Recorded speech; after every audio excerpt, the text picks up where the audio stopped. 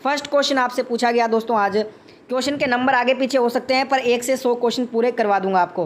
पहला क्वेश्चन, भारत में राष्ट्रीय मानवाधिकार आयोग निम्नलिखित में से किस मंत्रालय के अधीन आता है? तो ये दोस्तों आपका आता है, 4 ऑप्शन यहाँ पे दिए गए थे जिसमें आपका करेक्ट आंसर होगा ऑप्शन ए, इनमें से कोई नहीं।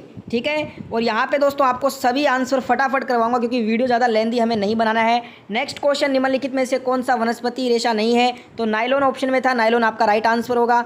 अगला क्वेश्चन आया था, किसके पास मौलिक अधिकार को लागू करने की शक्ति होती है? ऑप्शन सी राइट हो जाएगा, सर्वोच्च न्यायालय और उच्च न्यायालयों के पास ये शक्ति होती है। अगला क्वेश्चन आया था, तारों का रंग निम्नलिखित में से किस पर निर्भर करता है? उसके तापमान पर। ऑप्शन डी राइट आंसर होगा। अगला क्वेश्चन आया था, निम्नलिखित में से कौन सी गैस ग्लोबल वार्मिंग के लिए जिम्मेदार है? ऑप्शन में ग्रीन हाउस गैस दिया था, ऑप्शन डी आपका राइट आंसर होगा। सभी क्वेश्चन के आंसर सटीक हैं, इसलिए वीडियो को लाइक शेयर जरूर करें। अगला क्वेश्चन है, पादप कोशिका भित्ति निम्नलिखित में से किससे बनी होती है? सेलुलोज की बनी होती है, ऑप्शन डी करेक्ट हो जाएगा।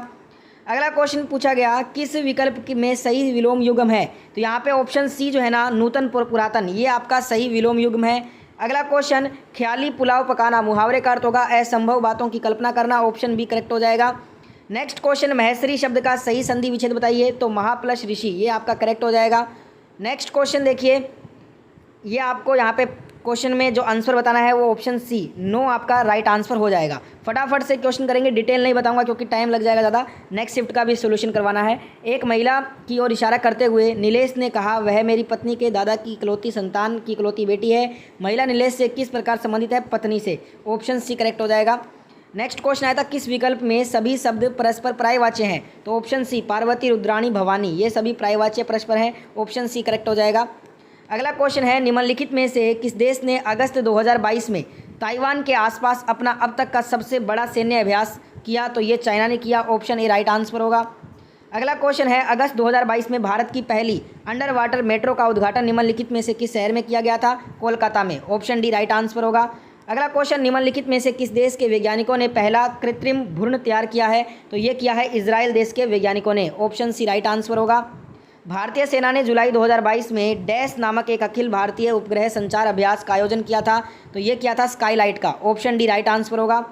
आज़ादी का अमृत महोत्सव के तहत बढ़े चलो अभियान निम्नलिखित में से किस केंद्रीय मंत्रालय द्वारा शुरू किया गया था? संस्कृति मंत्रालय के द्वारा, ऑप्शन डी राइट आंसर होगा। वीडियो को लाइक और शेयर जरूर करना।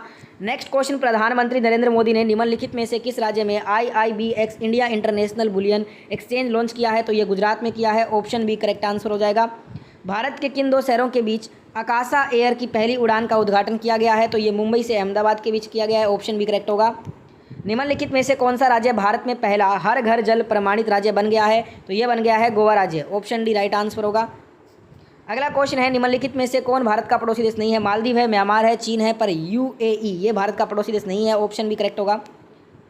लोकसभा में पद धारण करने की न्यूनतम आयु, लोकसभा सदस्य बनने की न्यूनतम आयु 25 वर्ष होती है, ऑप्शन बी करेक्ट हो जाएगा। किस केंद्रीय मंत्री की अध्यक्षता में चंडीगढ़ में नशीली दवाओं की तस्करी और राष्ट्रीय सुरक्षा पर एक राष्ट्रीय सम्मेलन आयोजित किया गया? अमित शाह केंद्रीय मंत्री की अध्यक्षता में ये आयोजित किया गया, ऑप्शन सी राइट आंसर होगा। सभी क्वेश्चन के आंसर 100% सही हैं। जल्दीबाजी में कुछ क्वेश्चन के आंसर गलत हो जाते हैं तो कमेंट करके बता दीजिएगा। निम्नलिखित में से किस IIT ने भारतीय भाषा प्रौद्योगिकी को आगे बढ़ाने के लिए A14 भारत में नीलकेणी केंद्र की शुरुआत की? तो ये की है IIT मद्रास ने, ऑप्शन ए राइट आंसर होगा। अंतर्राष्ट्रीय जैव विविधता दिवस किस तारीख को मनाया गया? 22 मई। निम्नलिखित में से कौन सा विश्व का सबसे बड़ा नदी द्वीप है? माजुली द्वीप है, ब्रह्मपुत्र नदी पे बना हुआ है, ऑप्शन ए करेक्ट हो जाएगा।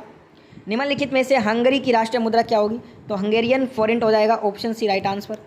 नेक्स्ट क्वेश्चन, स्वतंत्रता के बाद भाषा के आधार पर बना भारत का पहला राज्य कौन सा था? आंध्र प्रदेश था, ऑप्शन सी राइट आंसर होगा। निम्नलिखित में से किसने प्रसिद्ध पुस्तक पावर्स ऑफ द माइंड लिखी है? तो ये स्वामी विवेकानंद ने लिखी है, ऑप्शन डी राइट आंसर होगा। UNFCCC का अर्थ क्या होगा? तो इसका अर्थ होगा United nation framework convention on climate change, option D correct होगा। नेक्स्ट क्वेश्चन है, नौटंकी निम्नलिखित में से किस राज्य का लोक नृत्य है? उत्तर प्रदेश का है, ऑप्शन सी राइट आंसर होगा। अंतर्राष्ट्रीय ओलंपिक समिति का मुख्यालय कहाँ पे है? स्विट्जरलैंड में है, ऑप्शन डी करेक्ट हो जाएगा। साहित्य अपने दायित्व का निर्वाह किस प्रकार पूरा करता है? दर्पण के माध्यम से, ऑप्शन सी करेक्ट हो जाएगा। प्रस्तुत गद्यांश का सर्वाधिक उचित शीर्षक क्या हो सकता है? साहित्य और समाज, ऑप्शन सी। साहित्यकार समाज के प्रति अपने उद्देश्य को कैसे परिपूर्ण करता है? तो यहाँ पे जो ऑप्शन सी दिया है ना, साहित्यकार समाज में अपनी कृतियों द्वारा आशा का संचार करता है और उत्साह एवं कर्तव्यवाद का संदेश देता है, ये वाला विकल्प बिल्कुल करेक्ट होगा। अगला क्वेश्चन, साहित्य हमें किस तरह से पुरानी पीढ़ियों की जानकारी देता है? तो इसमें जो आपका विकल्प डी था ना, राष्ट्र का इतिहास, गरिमा, संस्कृति, सभ्यता, पूर्वजों के विचार, अनुसंधान आदि तत्कालीन साहित्य द्वारा ही जाने जा सकते हैं, ये वाला विकल्प करेक्ट होगा। फटाफट से आंसर कर रहे हैं क्योंकि टाइम कम है हमारे पास। अगला क्वेश्चन है, साहित्य केवल समाज का दर्पण क्यों नहीं है? इसमें एक विकल्प था, क्योंकि साहित्य द्वारा समाज की विडंबनाओं और विसंगतियों पर प्रहार करके उनमें सुधार लाने की कोशिश की जाती है। ऑप्शन सी करेक्ट हो जाएगा। अगला क्वेश्चन है, सत्य रूपी परमेश्वर की रत्न चिंतामणि को प्राप्त करने के लिए क्या कर सकते हैं? तो ये तीनों ही चीज़ हम कर सकते हैं, तो ऑप्शन ए ये सभी, ये करेक्ट होगा।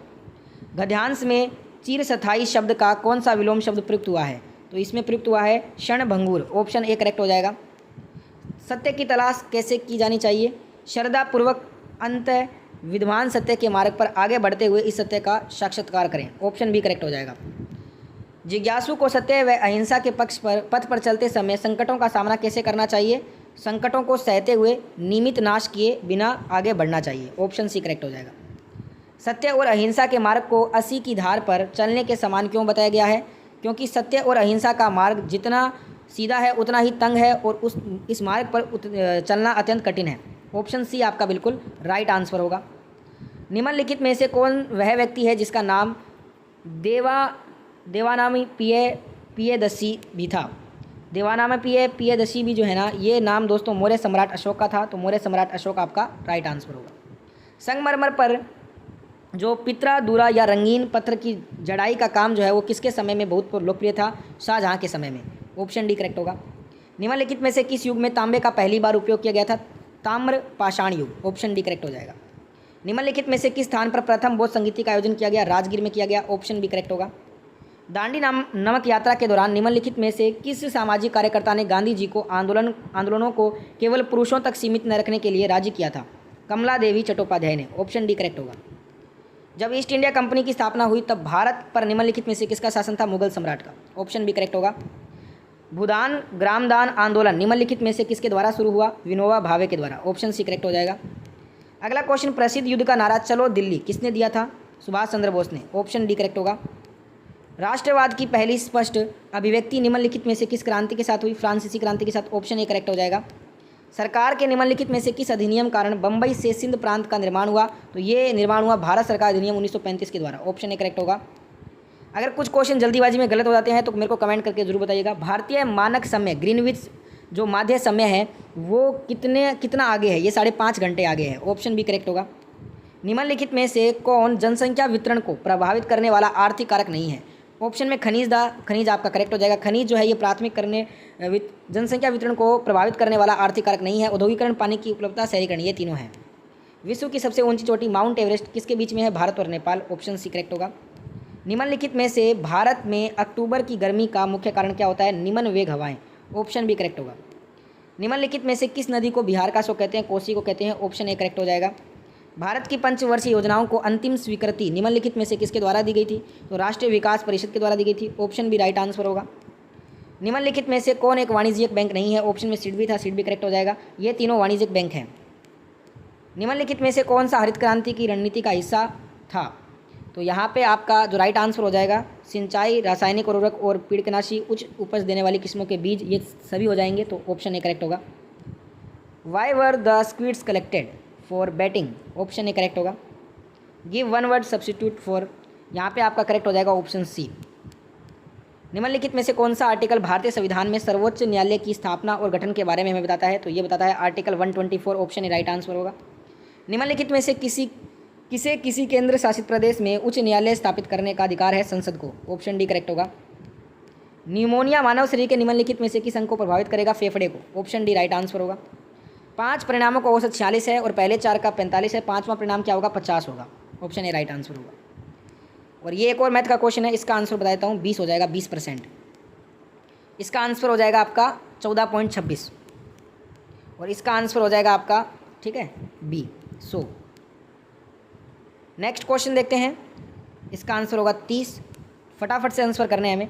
1 जनवरी 2006 को रविवार था, तो 1 जनवरी 2010 को सप्ताह का कौन सा दिन होगा? शुक्रवार होगा। ऑप्शन सी करेक्ट होगा। संगत अलग करें तो सो इसमें अलग है सबसे, सी करेक्ट होगा। Give सिनोनियम for the word parietal, इसका हो जाएगा incomplete. Option D correct. Correct antonym बताना है डिसपॉइंट का, तो सेटिस्फाई हो जाएगा, ऑप्शन सी करेक्ट। इस अवधि के दौरान कंपनी को प्रति वर्ष ब्याज की औसत राशि कितनी चुकानी पड़ी? 26.66 लाख। ये चार्ट वाले क्वेश्चन है सभी के सभी। किस विकल्प में शब्द युगम का अर्थ भेद सही नहीं है? तो ये वाला विकल्प आपका करेक्ट हो जाएगा, ऑप्शन है। आंसर मिलाते चलिएगा जिनका एग्जाम हुआ है। 2015 और 16 का औसत उत्पादन निम्नलिखित में से किस वर्षों के युगम के औसत उत्पादन के बिल्कुल बराबर था? 2012 और 17 के, ऑप्शन बी करेक्ट हो जाएगा। 2013 और 14 तक खिलौने के उत्पादन में लगभग प्रतिशत गिरावट कितनी थी? 20%, ऑप्शन बी करेक्ट होगा। दिए गए कितने वर्षों में खिलौने का उत्पादन दिए गए वर्षों के औसत उत्पादन से अधिक है? 4, ऑप्शन ए करेक्ट होगा।